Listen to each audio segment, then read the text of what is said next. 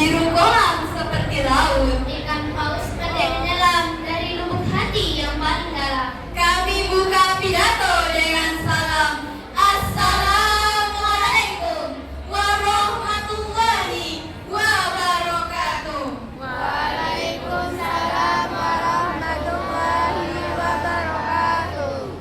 Alhamdulillah, alhamdulillahil bari ilal bayani mahya irsyadi amada arbaban nuha bersama samsal bayani fis suduril ulama wa qala Allah ta'ala fil Qur'anil Karim a'udzu billahi minasy syaithanir rajim bismillahirrahmanirrahim alladzina idza asabatuhum musibah qalu inna lillahi wa inna ilaihi raji'un. Shadaqallahul azim. Amma ba'du.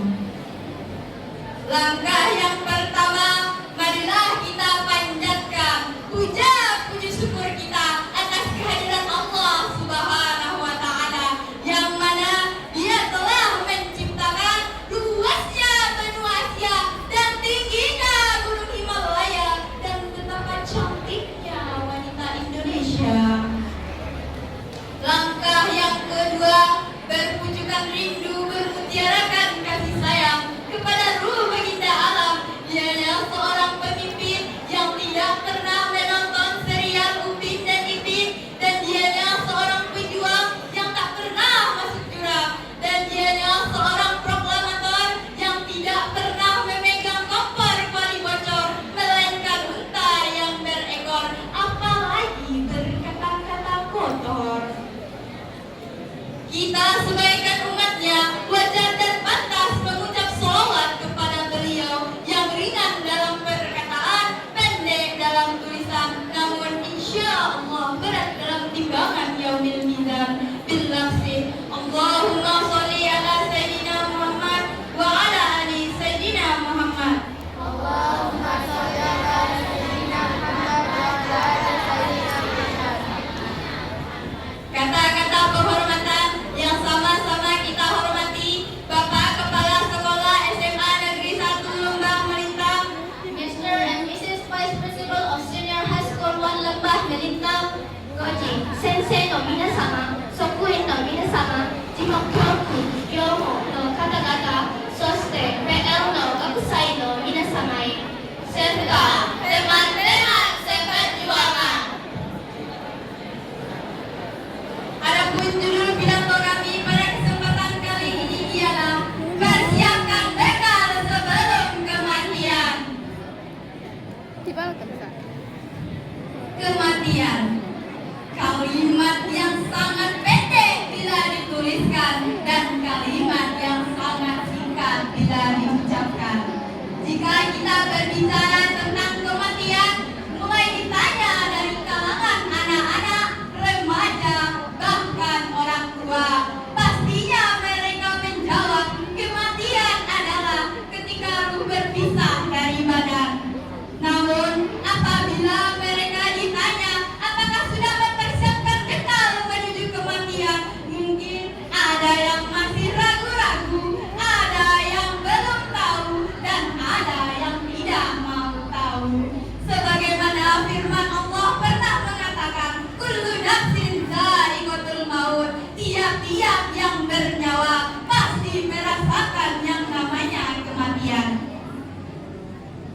Starting from middle-aged grandfather to children who have just grown up, everyone will definitely feel what is called death, regardless of place, regardless of time, regardless of position, regardless of possession. Whether they are ordinary people or whether they are president or ordinary people, whether they are in the city government or in the village government. We don't live in this world forever. The world is only a temporary stop, a place of trial, a place to plan good deeds. And one day we will all return to Allah Subhanahu wa Ta'ala. The question isn't, will we die? But have we prepared for death? Not a luxurious house, not the account balance, not human praise. What will accompany us later in the grave, or only our deed? Good deed, bad deed, everything will come along. Sudah tewa, 死が訪れるとき、誰も防げることはできない。死は必ず目の前にある。しかし、現実と実際に僕たちが今見るのは、人々がこの世のきらめきに目をくらまされていることだ。彼らは純粋が高いから遠くを離れてしまうことに気づけない。まるで宝物を狩るかのように、信仰を信じているかのように、それよりも悲しいのは、彼らはこの世の永遠に生きていると思っていることだ。周りを見てごらん。昨日まで元気だった人が今日はもういない。若いのに先に旅立つ人もいる。たくさんの前座があっても生きる時間を1秒も変えることはできない。 Jika kita melihat orang-orang di zaman sekarang ini, mereka terlena dengan keindahan dunia yang sementara, terlena dengan harta yang berlimpah, terlena dengan rumah yang bertingkat-tingkat, dan yang lebih parahnya lagi, mereka sudah tidak peduli lagi dengan yang namanya kematian. Dunia ini adalah fata morgana, di akhirat kekal selamanya.